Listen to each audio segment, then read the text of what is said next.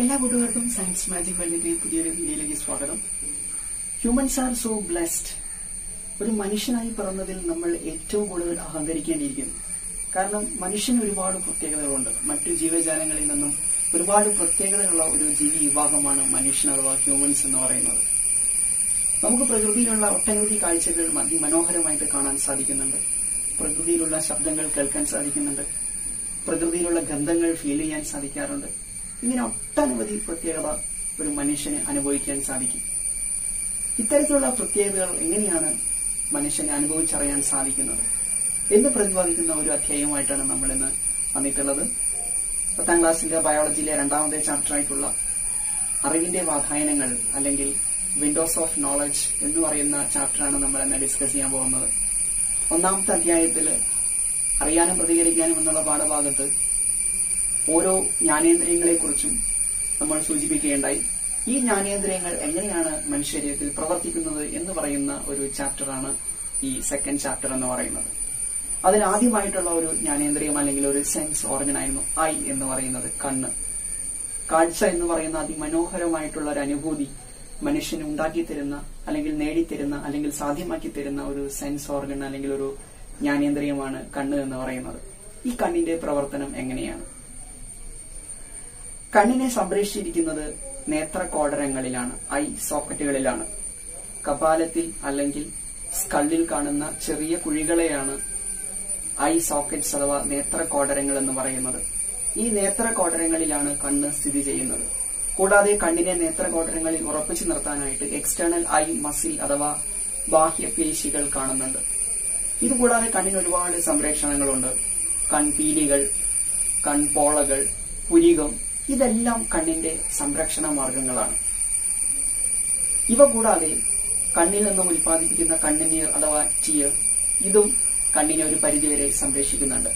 കണ്ണുനീരിൽ കാണപ്പെടുന്ന അല്ലെങ്കിൽ ടിയറിൽ കാണപ്പെടുന്ന ഒരു എൻസൈമാണ് ലൈസോസൈം എന്ന് പറയുന്നത്. ഈ ലൈസോസൈം എന്ന് പറയുന്ന എൻസൈമിന് ആന്റിഫംഗൽ നേച്ചറുണ്ട്.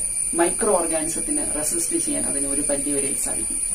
കൂടാതെ കണ്ണിന്റെ മുൻവശത്ത് കാണപ്പെടുന്ന കൺജങ്ടൈവ എന്ന് പറയുന്ന കണ്ണിന്റെ സംരക്ഷണ ഭാഗം ഉൽപ്പാദിപ്പിക്കുന്ന ശ്ലേഷ്മം അഥവാ മ്യൂക്കസ് കണ്ണിന്റെ മുൻവശം എപ്പോഴും നനവുള്ളതാക്കി നിലനിർത്തുകയും കാഴ്ച എന്ന് പറയുന്ന വസ്തുത ഏറ്റവും എളുപ്പമാക്കി തരികയും അതോടൊപ്പം തന്നെ കണ്ണിലേക്ക് പ്രവേശിക്കുന്ന സൂക്ഷ്മജീവികളെ നശിപ്പിക്കാനും സാധിക്കും.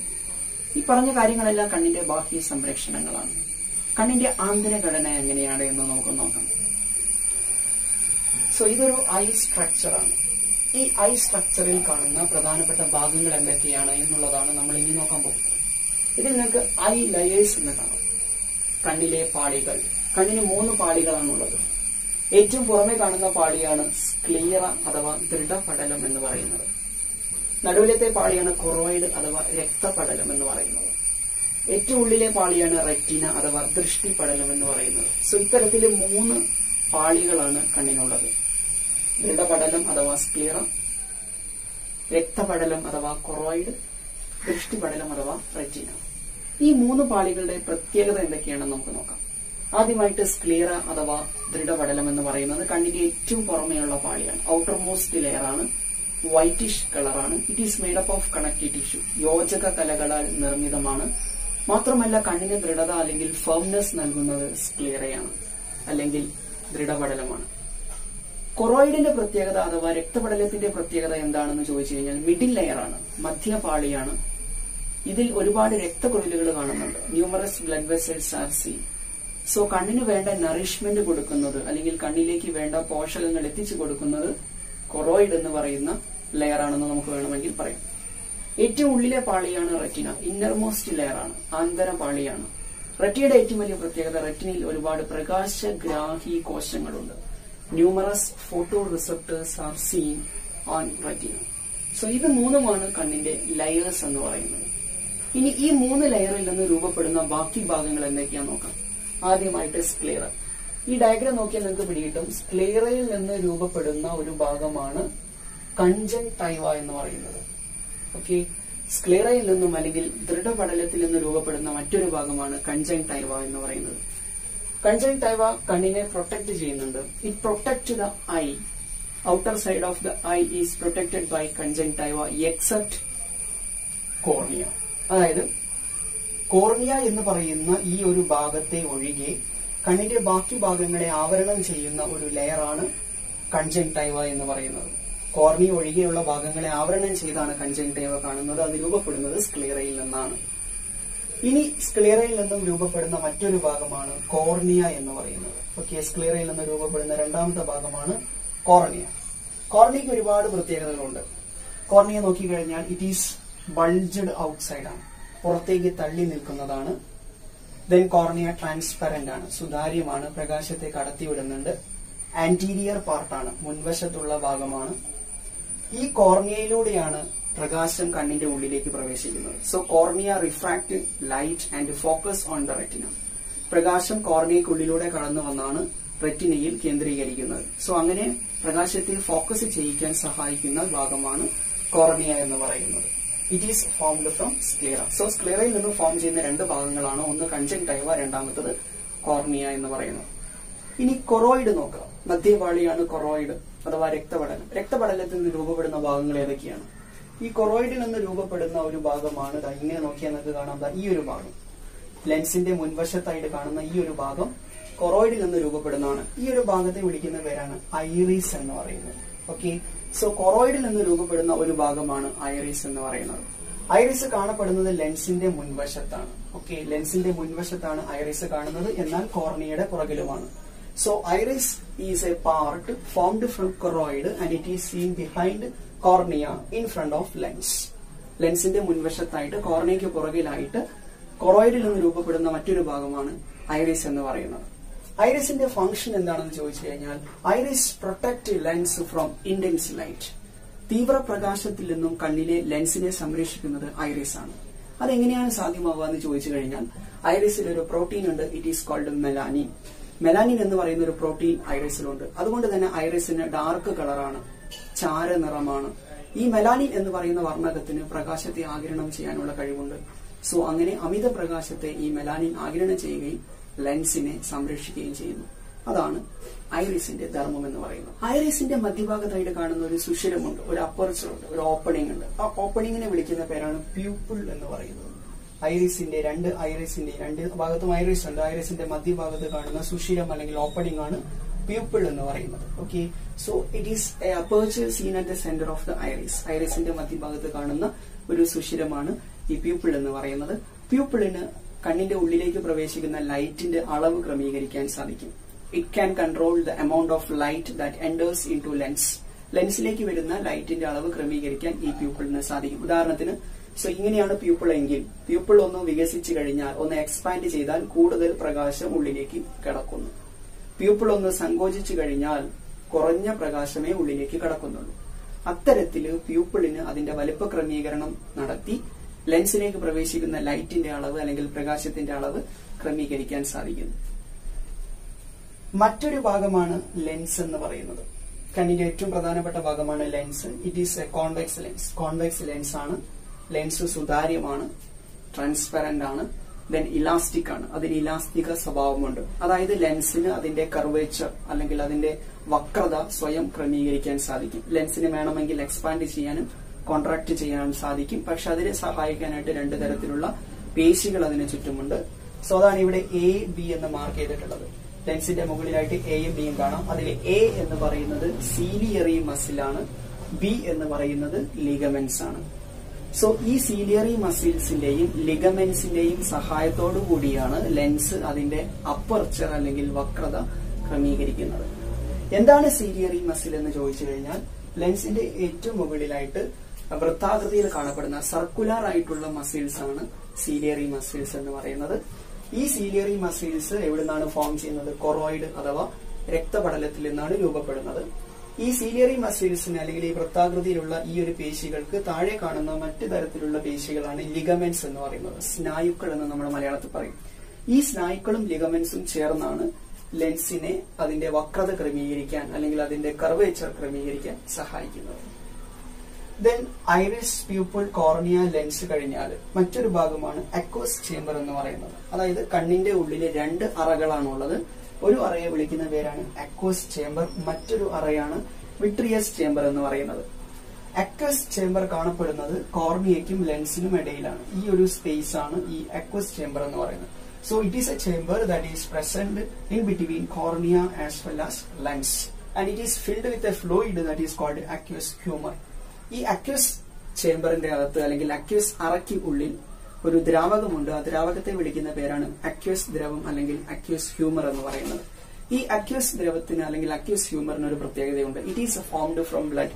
രക്തത്തിൽ നിന്നാണ് അത് രൂപപ്പെടുന്നത്. തിരിച്ച് രക്തത്തിലേക്ക് തന്നെ ആഗിരണം ചെയ്യപ്പെടുന്നുണ്ട്. കണ്ണിന്റെ ഉള്ളിലുള്ള കലകൾക്ക് വേണ്ട ഓക്സിജനും പോഷണവും എത്തിച്ചു കൊടുക്കുന്നത് ഈ അക്വസ് ദ്രവമാണ് അല്ലെങ്കിൽ അക്വസ് ഹ്യൂമർ ആണ്. എന്നാൽ വിട്രിയസ് ചേംബർ എന്ന് പറയുന്ന അല്ലെങ്കിൽ വിട്രിയസ് അറ എന്ന് പറയുന്ന മറ്റൊരു അറ കൂടി ഉണ്ടെന്ന് ഞാൻ സൂചിപ്പിച്ചു. അത് കാണുന്നത് ലെൻസിനും റെറ്റിനയ്ക്കും ഇടയിലാണ്. ലെൻസിനും റെറ്റിനയ്ക്കും ഇടയിൽ കാണപ്പെടുന്ന വലിയ അറയാണ് വിട്രിയസ് അറ അല്ലെങ്കിൽ വിട്രിയസ് ചേംബർ എന്ന് പറയുന്നത്. അതിലും ഒരു ദ്രാവകമുണ്ട്. അതിനെ വിളിക്കുന്ന പേരാണ് വിട്രിയസ് ദ്രവം അല്ലെങ്കിൽ വിട്രിയസ് ഹ്യൂമർ എന്ന് പറയുന്നത്. അക്വസ് ദ്രവം വാട്ടർ പോലെയാണെങ്കിൽ, ജലം പോലെയാണെങ്കിൽ, വിട്രിയസ് ഹ്യൂമർ അല്ലെങ്കിൽ വിട്രിയസ് ദ്രവം എന്ന് പറയുന്നത് ജെല്ലി പോലെയാണ്. So it is just like A jelly. ഒരു ജെല്ലി പോലെയാണ് അതിനെ കാണാൻ സാധിക്കുക. സോ അതാണ് കണ്ണിന്റെ ബാക്കിലുള്ള ആകൃതി, ഷേപ്പ് നിലനിർത്തുന്നത്. ഈ വിട്രിയസ് ഹ്യൂമർ എന്ന് പറയുന്ന ജെല്ലി പോലുള്ള പദാർത്ഥമാണ്. അത് കാണപ്പെടുന്ന അറയാണ് വിട്രിയസ് ചേംബർ എന്ന് പറയുന്നത്. സോ ഇത്തരത്തിലെ രണ്ട് അറകളും കണ്ണിന്റെ ഉള്ളിലുണ്ട്.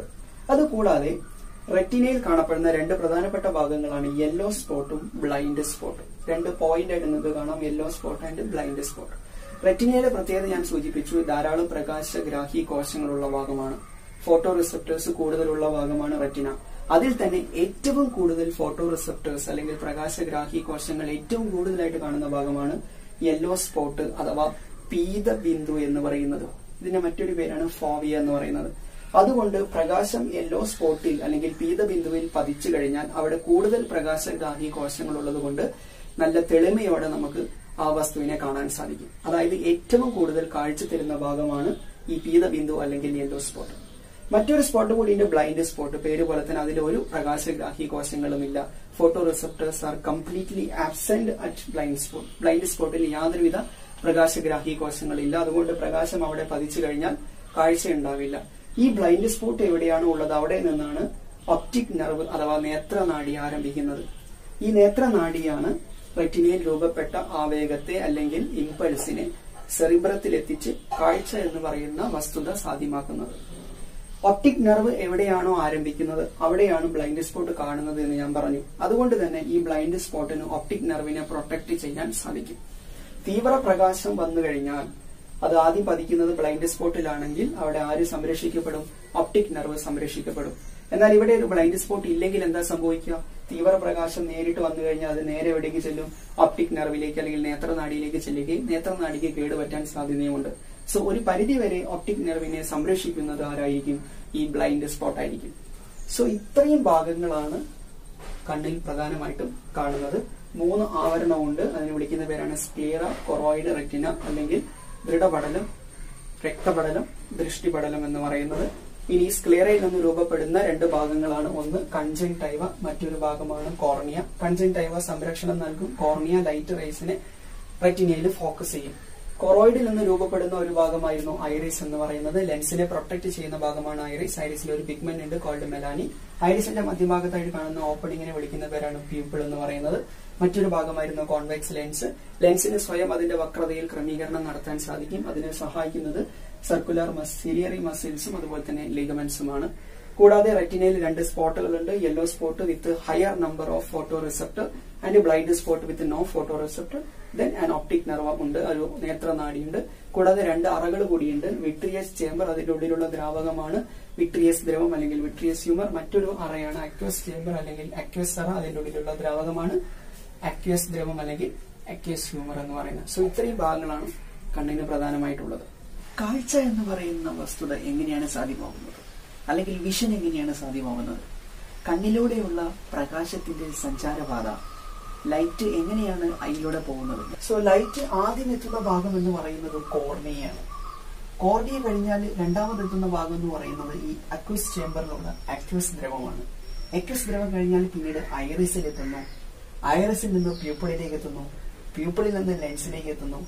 ലെൻസിൽ നിന്ന് വിട്രിയസ് ഹ്യൂമർ വഴിയാണ് റെറ്റിനയിലേക്ക് പതിക്കുന്നത്. ഇതാണ് കണ്ണിലൂടെയുള്ള പ്രകാശത്തിന്റെ സഞ്ചാരപാത എന്ന് പറയുന്നത്. ഒന്നുകൂടി ശ്രദ്ധിക്കാം. ആദ്യത്തെ ഭാഗം കോർണിയയാണ്. പ്രകാശം ആദ്യം എത്തുന്നത് കോർണിയയിലാണ്, പിന്നീട് അക്വസ് ഹ്യൂമറിലാണ്, പിന്നീട് ഐറിസിലാണ്, പിന്നീട് പ്യൂപ്പിളിലാണ്, പിന്നീട് ലെൻസിലൂടെ വിട്രിയസ് ഹ്യൂമറിലൂടെയാണ് റെറ്റിനയിൽ പ്രകാശം എത്തുന്നത്. എങ്ങനെയാണ് പ്രകാശം റെറ്റിനയിൽ എത്തുന്നത്? അതിന്റെ ഒരു ഫ്ലോ ചാർട്ടാണ്. ആദ്യത്തെ ഭാഗം എന്ന് പറയുന്നത് കോർണിയയാണ്. So light first reaches cornea. After cornea it passes through aqueous humour, then it enters into iris, then pupil, then lens. After lens it passes through vitreous humor and finally reaches retina. Iris എങ്ങനെയാണ് പ്രകാശ ക്രമീകരണം നടത്തുന്നത്?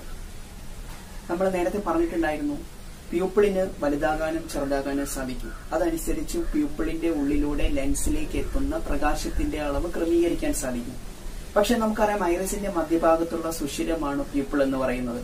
So പ്യൂപ്പിളിന്റെ സങ്കോച വികാസങ്ങൾ നിയന്ത്രിക്കുന്നത് തീർച്ചയായിട്ടും അതിനു ചുറ്റുമുള്ള iris തന്നെയാണ്. അതായത് പ്യൂപ്പിളിനെ സ്വയം സങ്കോചിക്കാനും വികസിക്കാനും സാധിക്കില്ല. ഈ ഒരു അപ്പർച്ചറിനെയാണല്ലോ പ്യൂപ്പിൾ എന്ന് വിളിക്കുന്നത്. സോ ഈ പ്യൂപ്പിള് വലുതാകണമെങ്കിൽ, ഇവിടെയുള്ള ഈ ഒരു പ്യൂപ്പിള് വലുതാകണമെങ്കിൽ ഐറിസ് തീരുമാനിക്കണം. അതുപോലെ തന്നെ പ്യൂപ്പിള് ചെറുതാവണമെങ്കിൽ ഐറിസ് തീരുമാനിക്കണം. ഇപ്പൊ ഒരു ചെറിയ എക്സാമ്പിൾ നോക്കി. ഇവിടെ നോക്കിക്കഴിഞ്ഞാൽ, ഈ ഒരു ചിത്രത്തിൽ നോക്കിക്കഴിഞ്ഞാൽ പ്യൂപ്പിളിന്റെ സ്പേസ് എന്ന് പറഞ്ഞാൽ ഇത്രയേ ഉള്ളൂ. സോ ഇത്രയും പ്രകാശമായിരിക്കും ഈ പ്യൂപ്പിളിലൂടെ അകത്തേക്ക് കയറുന്നത്. ഇനി പ്രകാശത്തിന്റെ അളവ് കൂട്ടണമെങ്കിൽ എന്ത് ചെയ്യണം? ഈ പറയുന്ന ഐറിസ് സങ്കോചിച്ചു കൊടുക്കണം. ഐറിസ് ഒന്ന് സങ്കോചിച്ചു കൊടുത്താൽ, രണ്ട് ഭാഗത്തുമുള്ള ഐറിസ് ഒന്ന് ചെറുതായി കൊടുത്താൽ, സങ്കോചിച്ചു കൊടുത്താൽ കൂടുതൽ പ്രകാശം, ഇപ്പൊ നോക്കി ഇത്രയും പ്രകാശം ഉള്ളിലേക്ക് കയറും. ഓക്കെ അല്ലേ? ഇനി പ്രകാശത്തിന്റെ അളവ് കുറയ്ക്കണമെങ്കിലോ ഈ ഐറിസ് തമ്മിൽ വളരെ അടുത്തേക്ക് വന്നാൽ മതി. ദാറ്റ് മീൻസ് ഐറിസ് എക്സ്പാൻഡ് ചെയ്താൽ മതി, അല്ലെങ്കിൽ ഐറിസ് വികസിച്ചാൽ മതി. ഇപ്പൊ നോക്കി, ഈ ഒരു ചെറിയ സ്പേസിലൂടെയുള്ളൂ ലൈറ്റ് ഉള്ളിലേക്ക് കടക്കുന്നത്. അതായത് പ്യൂപ്പിളിന്റെ സങ്കോച വികാസങ്ങൾ തീരുമാനിക്കുന്നത് ഐറിസ് ആണ്. ഐറിസിൽ രണ്ട് തരത്തിലുള്ള പേശികളുണ്ട്. ആ രണ്ട് പേശികളാണ് ഇവിടെ കാണിച്ചിട്ടുള്ളത്. ഒന്ന് റേഡിയൽ മസിലാണ്, മറ്റേത് സർക്കുലർ മസിലാണ്. ഈ റേഡിയൽ മസിലും സർക്കുലർ മസിലും ഐറിസിലുള്ളതാണ്. ഇതിന്റെ മധ്യഭാഗത്താണ് പ്യൂപ്പിൾ ഉണ്ടാവുക. സോ എങ്ങനെയാണ് പ്യൂപ്പിളിന്റെ സങ്കോച വികാസങ്ങൾ നടക്കുന്നത്?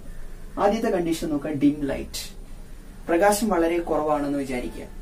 പ്രകാശം വളരെ കുറവാണ് അല്ലെങ്കിൽ ഡിം ലൈറ്റ് ഉള്ള കണ്ടീഷനിൽ എന്താണ് സംഭവിക്കുന്നത്? ഡിം ലൈറ്റ് ഉള്ള കണ്ടീഷനിൽ സംഭവിക്കുന്നത് റേഡിയൽ മസിൽ, ചുറ്റുമുള്ള ഈ ഒരു റേഡിയൽ മസിൽ സങ്കോചിക്കുന്നു, കോൺട്രാക്ട് ചെയ്യുന്നു. ഈ ഒരു ഡയഗ്രവും താരതമ്യം ചെയ്യാം. ഇവിടെയുള്ള ഈ റേഡിയൽ മസിൽസ് ചെറുതായി കഴിഞ്ഞാൽ, കോൺട്രാക്ട് ചെയ്ത് കഴിഞ്ഞാൽ, എല്ലാ ഭാഗത്തുമുള്ള റേഡിയൽ മസിൽസ് ചെറുതായി കഴിഞ്ഞാൽ എന്താ സംഭവിക്കുക? സർക്കുലർ മസിൽ എക്സ്പാൻഡ് ചെയ്യാൻ തുടങ്ങും, അല്ലെ? ഈ റേഡിയൽ മസിലിന്റെ അറ്റത്താണ് സർക്കുലർ മസിൽ ഉള്ളത്. ഈ കറുപ്പ് കളറിൽ കാണിച്ചിരിക്കുന്നതാണ് സർക്കുലർ മസിൽ. സോ ഇവിടെയുള്ള എല്ലാ റേഡിയൽ മസിൽസും ചെറുതായി കഴിഞ്ഞാൽ എന്താ സംഭവിക്കുക? ഈ സർക്കുലർ മസിൽസ് ഒന്ന് എക്സ്പാൻഡ് ചെയ്ത് കൊടുക്കും, വികസിക്കും. ആ ഡയഗ്രമാണിത്. ഇവിടെ നോക്കിയാൽ നിങ്ങൾക്ക് കാണാം, റേഡിയൽ മസിൽസ് എല്ലാം കോൺട്രാക്ട് ചെയ്തിട്ടുണ്ട്, സങ്കോചിച്ചിട്ടുണ്ട്. അതേസമയം സർക്കുലർ മസിൽസ് വികസിച്ചിട്ടുണ്ട്, വലുതായിട്ടുണ്ട്. അങ്ങനെ വലുതായി കഴിഞ്ഞാൽ പ്യൂപ്പിളിന്റെ ഉള്ളിലുള്ള വ്യാപ്സം നോക്കി, അല്ലെങ്കിൽ പ്യൂപ്പിൾ എന്താ സംഭവിച്ചത്? ഉള്ളിലുള്ള ഈ ഒരു സ്പേസ് ആണ് പ്യൂപ്പിൾ. ഇവിടെ പ്യൂപ്പിൾ വലുതായിട്ടുണ്ട്. പ്യൂപ്പിൾ വലുതായി കഴിഞ്ഞാൽ കൂടുതൽ പ്രകാശം ഉള്ളിലേക്ക് കടക്കും. അതായത് ഡിം ലൈറ്റ് ആകുന്ന സമയത്ത്, പ്രകാശത്തിന്റെ തീവ്രത കുറയുന്ന സമയത്ത് റേഡിയൽ മസിൽസ് കോൺട്രാക്ട് ചെയ്യും. റേഡിയൽ മസിൽസ് കോൺട്രാക്ട് ചെയ്യുന്നതിന്റെ ഫലമായിട്ട് സർക്കുലർ മസിൽസ് എക്സ്പാൻഡ് ചെയ്യും. അപ്പോൾ പ്യൂപ്പിൾ വികസിക്കും, കൂടുതൽ ലൈറ്റ് ഉള്ളിലേക്ക് കയറും. ഇനി നേരെ ഓപ്പോസിറ്റ്, ബ്രൈറ്റ് ലൈറ്റ്. ഇത് ബ്രൈറ്റ് ലൈറ്റ് കണ്ടീഷനാണ്. ഇതാണ് സംഭവിക്കുക. ഇതിന്റെ നേരെ ഓപ്പോസിറ്റ് സംഭവിക്കും. എന്ത് സംഭവിക്കും? ആദ്യം ഇവിടെയുള്ള റേഡിയൽ മസിൽസ് വികസിക്കും. ഇതാണ് ആ ചിത്രം. റേഡിയൽ മസിൽസ് എക്സ്പാൻഡ് ചെയ്തു, വികസിച്ചു. റേഡിയൽ മസിൽസ് എക്സ്പാൻഡ് ചെയ്യുന്ന സമയത്ത് സർക്കുലർ മസിൽ എന്താ സംഭവിക്കുക? ഇവിടെ എക്സ്പാൻഡ് ചെയ്ത സർക്കുലർ മസിൽസ്, റേഡിയൽ മസിൽസ്, എല്ലാ റേഡിയൽ മസിൽസും വികസിച്ചു കഴിഞ്ഞാൽ സർക്കുലർ മസിൽ എന്ത് ചെയ്യും? കോൺട്രാക്ട് ചെയ്യും. അതാണ് ഈ ചിത്രം. സർക്കുലർ മസിൽസ് ചെറുതായിട്ടുണ്ട്, സങ്കോചിച്ചിട്ടുണ്ട്. അങ്ങനെ സർക്കുലർ മസിൽ സങ്കോചിക്കുമ്പോൾ പ്യൂപ്പിളിൽ എന്ത് സംഭവിക്കും? പ്യൂപ്പിളും സങ്കോചിക്കും. അതായത് പ്യൂപ്പിളിന്റെ ഡയമീറ്റർ കുറയും. അപ്പോൾ കുറഞ്ഞ അളവിലുള്ള പ്രകാശം മാത്രമേ ഉള്ളിലേക്ക് പ്രവേശിക്കൂ. ഇതാണ് ബ്രൈറ്റ് ലൈറ്റിൽ സംഭവിക്കുന്നത്. സോ ബ്രൈറ്റ് ലൈറ്റ് ആകുന്ന സമയത്ത് റേഡിയൽ മസിൽസ് എക്സ്പാൻഡ് ചെയ്യുന്നു, വികസിക്കുന്നു. എല്ലാ ഭാഗത്തുമുള്ള റേഡിയൽ മസിൽസിന്റെ നീളം കൂടിക്കഴിഞ്ഞാൽ അവരെല്ലാം ഈ സർക്കുലർ മസിൽസിന് ഉള്ളിലേക്ക് പുഷ് ചെയ്യും. അപ്പൊ എന്താ സംഭവിക്കുക? സർക്കുലർ മസിൽ എന്താവും? സങ്കോചിക്കും, അല്ലെങ്കിൽ കോൺട്രാക്ട് ചെയ്യും. സർക്കുലർ മസിൽ കോൺട്രാക്ട് ചെയ്യുമ്പോൾ പ്യൂപ്പിളും സങ്കോചിക്കും, ഉള്ളിലേക്ക് വരുന്ന ലൈറ്റിന്റെ അളവ് കുറയും. സോ ഇങ്ങനെയാണ് ബ്രൈറ്റ് ലൈറ്റിലും ഡിം ലൈറ്റിലും ഐറിസ് പ്യൂപ്പിളിന്റെ ഡയമീറ്റർ കൺട്രോൾ ചെയ്യുന്നത്. മനുഷ്യന്റെ കണ്ണിന്റെ ഏറ്റവും പ്രധാനപ്പെട്ട ഒരു കഴിവാണ് സമഞ്ജനക്ഷമത എന്ന് പറയുന്നത്, അല്ലെങ്കിൽ പവർ ഓഫ് അക്കോമഡേഷൻ. എല്ലാ എക്സാമിനും ഇതിന്നൊരു ചോദ്യം സാധാരണ രീതിയിൽ ഉണ്ടാവാറുണ്ട്. എന്താണ് ഈ സമഞ്ജനക്ഷമത അല്ലെങ്കിൽ പവർ ഓഫ് അക്കോമഡേഷൻ എന്ന് പറയുന്നത്? ആദ്യം നമുക്ക് പവർ ഓഫ് അക്കോമഡേഷന്റെ ഡെഫിനേഷൻ നോക്കാം. വളരെ സിമ്പിൾ ആണ്.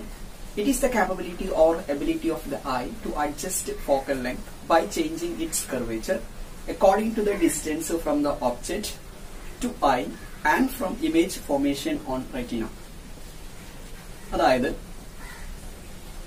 സമഞ്ജനക്ഷമത എന്ന് പറയുന്നത് വസ്തുവിൽ നിന്നുള്ള ദൂരത്തിനനുസരിച്ച് കണ്ണിന്റെ ലെൻസിന് അതിന്റെ വക്രതയിൽ സ്വയം മാറ്റം വരുത്തി അകലെയുള്ള വസ്തുവിനെയും അടുത്തുള്ള വസ്തുവിനെയും ഒരേ സമയം കാണാൻ സാധിക്കും. ഈ ഒരു കഴിവിനെയാണ് കണ്ണിന്റെ സമഞ്ജനക്ഷമത എന്ന് പറയുന്നത്. So how it is possible? ഇതെങ്ങനെയാണ് സാധ്യമാകുന്നത്? അതിന്റെ ഒരു ഡയഗ്രമാറ്റിക് റെപ്രസെന്റേഷൻ ആണ് ഇത്. സോ ഇത് നമ്മുടെ ലെൻസാണ്. ഇത് ലെൻസിന്റെ മുകളിലുള്ള ലിഗമെന്റ്സ് ആണ്. ഇത് ലിഗമെന്റ്സിന്റെ മുകളിലുള്ള സീലിയറി മസിലാണ്. ഐയുടെ സ്ട്രക്ചർ നമ്മളിത് പഠിച്ചിട്ടുണ്ട്. ഇതൊരു നോർമൽ കേസ് ആണെന്ന് വിചാരിക്കുക. അതിന്റെ അടുത്ത് രണ്ട് കേസുകൾ കൊടുത്തിട്ടുണ്ട്. ഒന്ന് അടുത്തുള്ള വസ്തുവിനെ കാണുമ്പോൾ സംഭവിക്കുന്നതും മറ്റൊന്ന് അകലെയുള്ള വസ്തുവിനെ കാണുമ്പോൾ സംഭവിക്കുന്നതും. ആദ്യം നമുക്ക് അടുത്തുള്ള വസ്തുവിനെ കാണുമ്പോൾ എന്താണ് സംഭവിക്കുന്നത്? സോ നമ്മൾ ഒരു അടുത്തുള്ള വസ്തുവിനെയാണ് കാണുന്നതെങ്കിൽ അവിടെ ആദ്യം സംഭവിക്കുന്നത് സീലിയറി മസിൽസ് കോൺട്രാക്ട് ചെയ്യാണ്. ഇവിടെ നോക്കിയാൽ നിങ്ങൾക്ക് കാണാം, സീലിയറി മസിൽസ് ചെറുതായിട്ടുണ്ട്, കോൺട്രാക്ട് ചെയ്തിട്ടുണ്ട്. ദാറ്റ് മീൻസ് വലിയുന്നുണ്ട്. സീലിയറി മസിൽസ് കോൺട്രാക്ട് ചെയ്യുന്നതിന്റെ ഫലമായിട്ട് സീലിയറി മസിൽസുമായി ചേർന്നിട്ടുള്ള ലിഗമെന്റ്സ് റിലാക്സ് ചെയ്യും. അതായത് ലിഗമെന്റ്സ് അയഞ്ഞു കൊടുക്കും. ഇവിടെ സ്ട്രെച്ച് ചെയ്തിട്ടുള്ള ലിഗമെന്റ്സ് അയയുന്ന സമയത്ത് ലിഗമെന്റ്സ് ഒന്ന് മുകളിലേക്ക് പ്രഷർ ചെയ്യും. ആ മുകളിലേക്കുള്ള പ്രഷർ കാരണം ലെൻസിന്റെ വക്രത കൂടുന്നു, ലെൻസിന്റെ കർവേച്ചർ ഇൻക്രീസ് ചെയ്യും. സോ ഇവിടെ സംഭവിക്കുന്നത്, അടുത്തുള്ള വസ്തുവിനെ നോക്കുമ്പോൾ സമയത്ത് സംഭവിക്കുന്നത് സീലിയറി മസിൽസ് കോൺട്രാക്ട് ചെയ്യുന്നു, അതായത് വലിയുന്നു. സീലിയറി മസിൽസ് വലിയുന്നതിന്റെ ഫലമായി അതിനോട് ചേർന്നിട്ടുള്ള ലിഗമെന്റ്സ്, ആദ്യം സ്ട്രെച്ച് ചെയ്ത ലിഗമെന്റ്സ് ഇത് വലിയുന്നതിന്റെ ഫലമായി റിലാക്സ് ചെയ്യും. ദാറ്റ് മീൻസ് ലിഗമെന്റ്സ് റിലാക്സ് ചെയ്യുന്നു അല്ലെങ്കിൽ അയയുന്നു. ലിഗമെന്റ്സ് അയയുന്നതിന്റെ ഫലമായിട്ട് മുകളിലേക്ക് ഒരു മർദ്ദം അല്ലെങ്കിൽ പ്രഷർ ഉണ്ടാകും. സോ ഇതിന്റെ മുകളിലേക്ക് ഒരു പ്രഷർ, ഇവിടുന്ന് താഴേക്കും പ്രഷർ. എന്താ സംഭവിക്കുക? രണ്ട് ഭാഗത്തുനിന്ന് ഇതിനെ അടിച്ച പോലെ ഉണ്ടാവും. അപ്പൊ എന്ത് സംഭവിക്കും? ലെൻസ് ഒന്ന് വികസിച്ചു കൊടുക്കും. അതാണ് ഇവിടെ സംഭവിച്ചത്. ലെൻസിന്റെ കർവേച്ചർ ഇൻക്രീസ് ചെയ്തു അല്ലെങ്കിൽ വക്രത കൂടി. ലെൻസിന്റെ കർവേച്ചർ കൂടിക്കഴിഞ്ഞാൽ നമ്മൾ നോക്കുന്ന വസ്തുവും ലെൻസും തമ്മിലുള്ള അകലം, അതിനെയാണ് നമ്മൾ ഫോക്കൽ ലെങ്ത് എന്ന് പറയുന്നത്. Focal length എന്തായിട്ടുണ്ടാവും?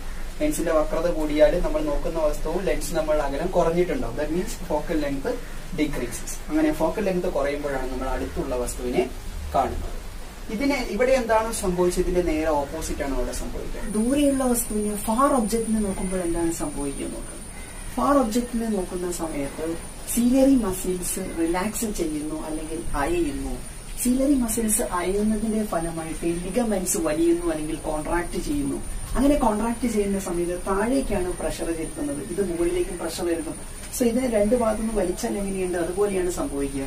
So as A result what happens? ലെൻസിന്റെ കർവേച്ചർ ഡിക്രീസ് ചെയ്യുന്നു അല്ലെങ്കിൽ വക്രത കുറയുന്നു. ലെൻസിന്റെ വക്രത കുറയുമ്പോൾ ഫോക്കൽ ഡിസ്റ്റൻസ് കൂടുന്നു. അങ്ങനെ കൂടിക്കഴിഞ്ഞാൽ അകലെയുള്ള വസ്തുവിനെ കാണാൻ സാധിക്കുന്നു. സോ ഇങ്ങനെയാണ് അടുത്തുള്ള വസ്തുവിനെയും അകലെയുള്ള വസ്തുവിനെയും കാണാൻ സാധിക്കുന്നത്.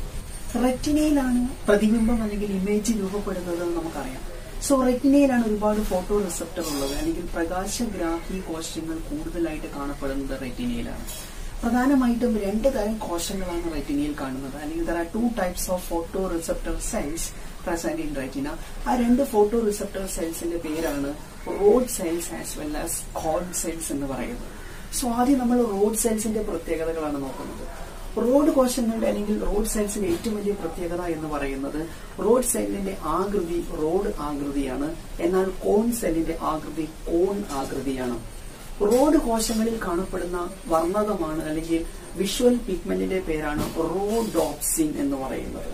റോഡ് കോശങ്ങളിൽ കാണുന്ന വിഷ്വൽ പിഗ്മെന്റ് ആണ് റോഡോപ്സിൻ. ഈ റോഡോപ്സിൻ എന്ന് പറയുന്ന വിഷ്വൽ പിഗ്മെന്റ് നിർമ്മിക്കപ്പെട്ടിട്ടുള്ളത് രണ്ട് വസ്തുക്കൾ കൊണ്ടാണ്. ഒന്ന് ഓപ്സിൻ എന്ന് പറയുന്ന ഒരു പ്രോട്ടീനാണ്, രണ്ടാമത്തത് വിറ്റാമിൻ എയിൽ നിന്നും രൂപപ്പെടുന്ന റെറ്റിനാൽ എന്ന് പറയുന്ന പദാർത്ഥമാണ്. സോ വിറ്റാമിൻ എയിൽ നിന്ന് രൂപപ്പെടുന്ന റെറ്റിനാലും ഓപ്സിൻ എന്ന് പറയുന്ന പ്രോട്ടീനും കൂടി ചേരുമ്പോഴാണ് റോഡോപ്സിൻ എന്ന് പറയുന്ന കാഴ്ചാവർണ്ണകം ഉണ്ടാകുന്നത്.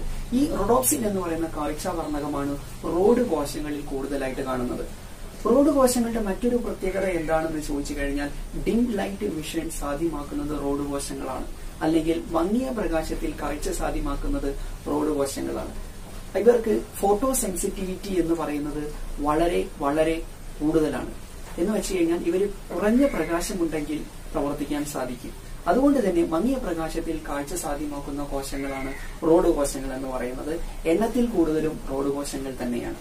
പക്ഷേ റോഡ് കോശങ്ങൾക്ക് നിറമുള്ള കാഴ്ചകൾ സാധ്യമാക്കാൻ ഒരിക്കലും സാധിക്കുന്നില്ല. ഇനി കോൺ കോശങ്ങളിലേക്ക് വരുന്ന സമയത്ത് കോൺ കോശങ്ങൾ അല്ലെങ്കിൽ കോൺ സെൽസിന് കോണിന്റെ ആകൃതിയാണ്. കോൺ കോശങ്ങളിൽ കാണപ്പെടുന്ന കാഴ്ചാവർണ്ണകം അല്ലെങ്കിൽ വിഷ്വൽ പിഗ്മെന്റ് ആണ് ഫോട്ടോപ്സിൻ അല്ലെങ്കിൽ അയഡോപ്സിൻ എന്ന് പറയുന്നത്. ഈ ഫോട്ടോപ്സിൻ ആയാലും അയഡോപ്സിൻ ആയാലും രണ്ടും നിർമ്മിക്കപ്പെട്ടുള്ളത് ഓപ്സിനും റെറ്റിനാലിനും കൊണ്ട് തന്നെയാണ്. പക്ഷേ ഇവിടെ ഓപ്സിൻ എന്ന് പറയുന്ന പ്രോട്ടീൻ ആണല്ലോ ഓപ്സിൻ. ആ ഓപ്സിനിൽ കാണപ്പെടുന്ന അമിനോ ആസിഡുകൾ, നമുക്കറിയാം അമിനോ ആസിഡുകൾ കൊണ്ടാണ് ഓരോ പ്രോട്ടീനും നിർമ്മിക്കപ്പെട്ടിട്ടുള്ളത്. അതുകൊണ്ട് തന്നെ ഓപ്സിൻ എന്ന് പറയുന്ന പ്രോട്ടീനിൽ കാണുന്ന അമിനോ ആസിഡുകളുടെ അറേഞ്ച്മെന്റ്, ക്രമീകരണം വ്യത്യാസമാണ്. ഈ ക്രമീകരണത്തിലുള്ള വ്യത്യാസം കൊണ്ട് 3 തരത്തിലുള്ള കോൺ കോശങ്ങളാണ് ഉള്ളത്. ഒരു കോൺ കോശം റെഡ് കളറും മറ്റൊരു കോൺ കോശം ബ്ലൂ കളറും മറ്റൊരു കോൺ കോശം ഗ്രീൻ കളറും സാധ്യമാക്കുന്നു. അതായത് RGB, റെഡ്, ഗ്രീൻ, ബ്ലൂ എന്നിങ്ങനെയുള്ള 3 പ്രാഥമിക വർണ്ണങ്ങളെ തിരിച്ചറിയാനായിട്ട് 3 തരത്തിലുള്ള കോൺ കോശങ്ങളുണ്ട്. അതായത് നിറമുള്ള കാഴ്ച, തീവ്രപ്രകാശത്തിലുള്ള കാഴ്ച എന്നിവ സാധ്യമാക്കുന്നത് കോൺ കോശങ്ങളാണ്. എണ്ണത്തിൽ കുറവ് കോൺ കോശങ്ങളാണ്. കോൺ കോശങ്ങൾക്ക് ഫോട്ടോ സെൻസിറ്റിവിറ്റി എന്ന് പറയുന്നത് വളരെ കുറവാണ്. ഇവർക്ക് കൂടുതൽ പ്രകാശം കിട്ടിയാൽ മാത്രമേ പ്രവർത്തിക്കാൻ സാധിക്കുള്ളൂ.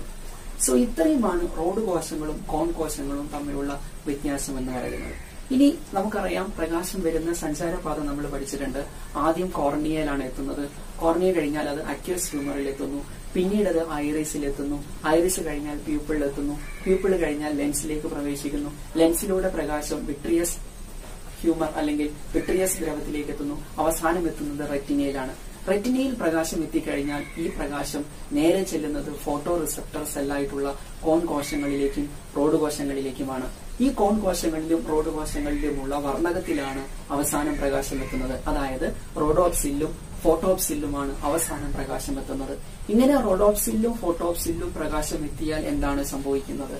റോഡോപ്സിൽ പ്രകാശം എത്തിക്കഴിഞ്ഞാൽ റോഡോപ്സിൻ വിഘടിച്ച് ഓപ്സിനും റെറ്റിനാലിനും അതോടൊപ്പം തന്നെ ഇമ്പൾസും ഉണ്ടാകുന്നു. അതുപോലെ തന്നെ അയഡോപ്സിൽ പ്രകാശം വന്ന് പതിച്ചു കഴിഞ്ഞാൽ ഓപ്സിനും റെറ്റിനാലിനും ഇമ്പൾസും ഉണ്ടാകുന്നു. സോ ഇങ്ങനെ കാഴ്ചാവർണ്ണകങ്ങൾ അല്ലെങ്കിൽ വിഷ്വൽ പിഗ്മെന്റ്സ് ഡിസോസിയേറ്റ് ചെയ്യുമ്പോൾ അല്ലെങ്കിൽ വിഘടിക്കുമ്പോഴാണ് ആവേഗം ഉണ്ടാകുന്നത്. ഇങ്ങനെ ഉണ്ടാകുന്ന ഇമ്പൾസ് അല്ലെങ്കിൽ ആവേഗമാണ് നേത്രനാഡി വഴി സെറിബ്രത്തിലെത്തുകയും കാഴ്ച എന്ന് പറയുന്ന വസ്തുത ഉണ്ടാവുകയും ചെയ്യുന്നത്. സോ കാഴ്ച ഉണ്ടാകണമെങ്കിൽ തീർച്ചയായിട്ടും റോഡോപ്സിനും ഫോട്ടോപ്സിനും വിഘടിക്കേണ്ടതുണ്ട്. ഇതൊരു റിവേഴ്സിബിൾ റിയാക്ഷൻ ആണ്. അതായത് വിഘടിച്ചു കഴിഞ്ഞാൽ വീണ്ടും ഇവ തമ്മിൽ കൂടി ചേർന്നാൽ റോഡോപ്സിനും അതുപോലെ തന്നെ ഫോട്ടോപ്സിനും തിരിച്ച് രൂപപ്പെടുകയുമുണ്ട്. സോ ഇതാണ് ആ ഒരു ഐയുടെ അല്ലെങ്കിൽ വിഷന്റെ ഫ്ലോ ചാർട്ട് എന്ന് പറയുന്നത്. ഫസ്റ്റ് കോർണിയാണ്. കോർണിയ കഴിഞ്ഞാൽ അക്വസ് ഹ്യൂമർ ആണ്. പിന്നീട് ഐറിസ് ആണ്. Then pupil, then lens, then vitreous humour, then retina, then photo receptor cell. അങ്ങനെ ഫോട്ടോ റിസപ്റ്റർ സെല്ലിൽ എത്തിക്കഴിഞ്ഞാൽ എന്താണ് സംഭവിക്കുക? റോഡോപ്സിനും ഐഡോപ്സിനും ഡിസോസിയേറ്റ് ചെയ്യുന്നു. ഓപ്സിനും റെറ്റിനാലിനും ഇമ്പൾസ് അല്ലെങ്കിൽ ആവേഗവും ഉണ്ടാകുന്നു.